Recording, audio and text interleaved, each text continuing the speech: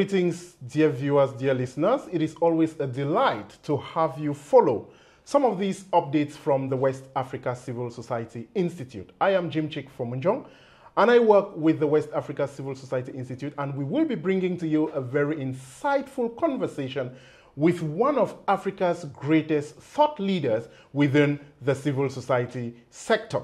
Good afternoon, sir. Hi, sir.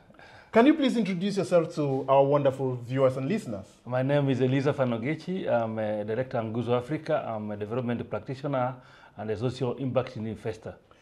A development practitioner with a difference, I must say, Ogechi, because you bring to the spotlight some key issues around development work. And I would just want you to just tell us a little bit more about this beautiful image that speaks to the beauty and culture of the Kenyan people. What is this all about? Thank you so much. I feel so much at home to be in West Africa because most of my lineage and my people went to West Africa when our communities, others went to East Africa, the Kisi community, others are in Liberia, others are in Guinea, others are in Nigeria. So I am at home with my Rossi brothers here in West Africa.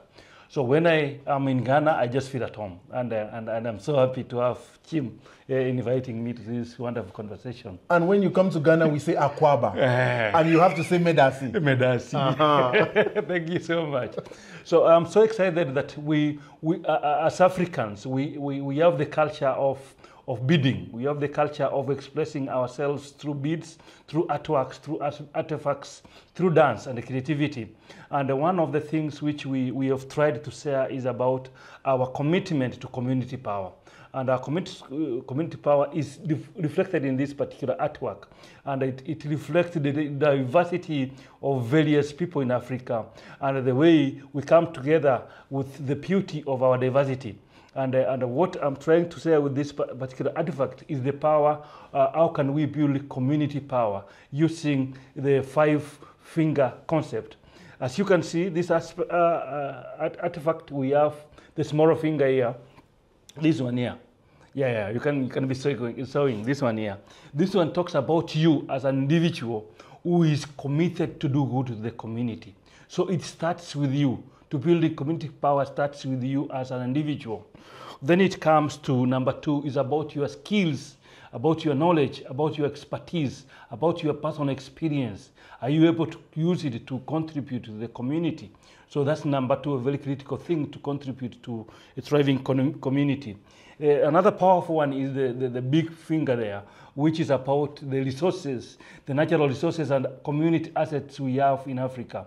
We have our minerals, we have the cash crops, we have the water, we have the humanity within ourselves. We have a lot of resources that we have not even used. We have raw materials in cocoa, in tea, in coffee, maize, and a lot of materials which we don't process and make value out of it, but we export raw materials. We have timber, we have oil, we have gas, we have gold in so many countries in Africa. So this is one of the critical things that we need to guard our natural resources and our assets from overexploitation for current use and for the future generations.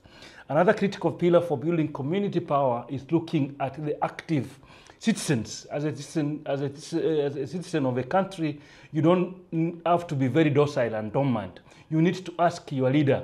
You need to ask your local chief, your local elected councillor, your local ward leader, your local member of parliament, your president, and the governance system. Put them on check. Ask them, how are they using their resources? How are they using the resources and the position you've given them? Are they giving you power? Are they helping you, the community, thrive? Or they are extracting things from you?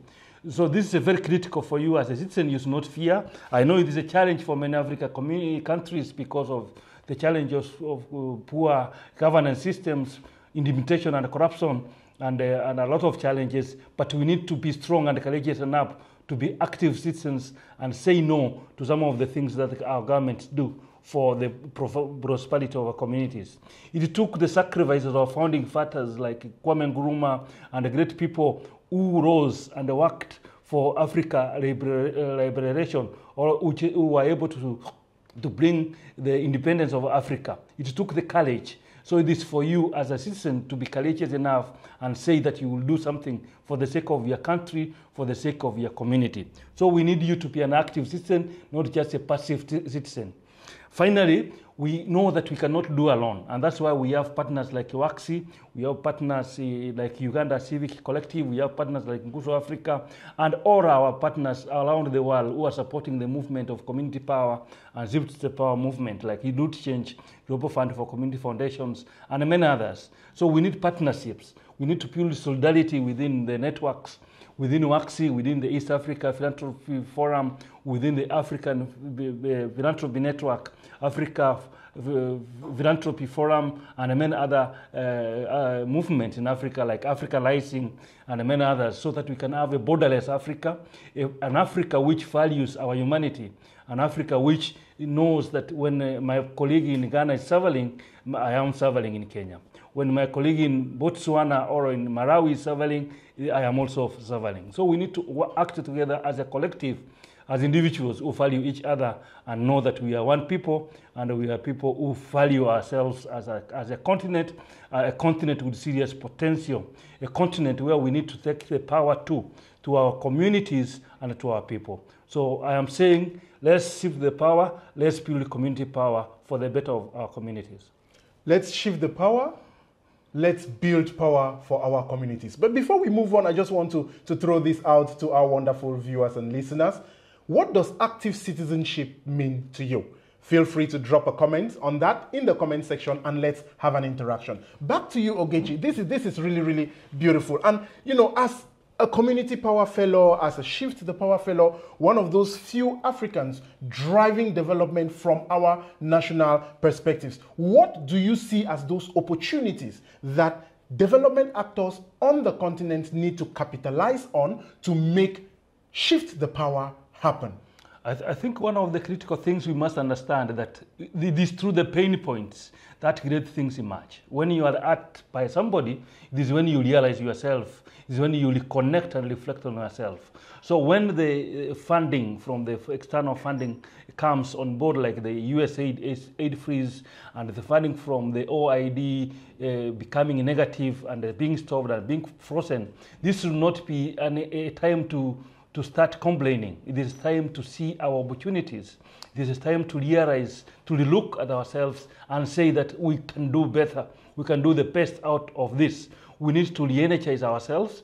We need to go back to our roots again, to look at our resources, to look at the missed opportunities in governance, to look at how our governments are wasted on how unethical business practices has led to over-extraction of our resources, to take charge and audit our natural resources exploitation in Africa, to take charge and look at the value of the things which we have lost because of our inaction. So it is time for us to look on the little we have and protect it for the current generation and the future generation.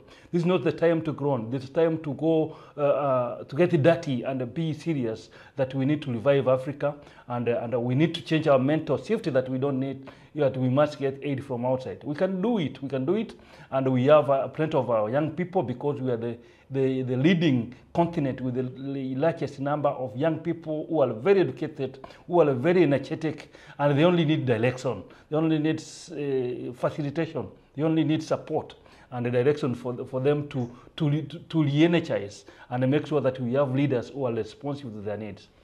Thank you very much. I like when you said we can do it as Africans, and you reiterated that. And we can. We can. Ogechi says we can. We can drive our development. If there's one message we are taking from here, let us believe in ourselves as Africans, as African civil society actors, that yes, we can. Thank you very much. It was a delight exchanging with you. And for our dear viewers, we hope that you will stay tuned to our channels. Share your perspectives and what is that topic you want us to touch on in our next podcast, in our next edition. And we will be delighted to touch on brilliant African minds working within the development space to make sure that insightful perspectives are shared with us now and always. From us here at the West Africa Civil Society Institute based in Accra, Ghana, I have been your host, Jimm Fomunjong.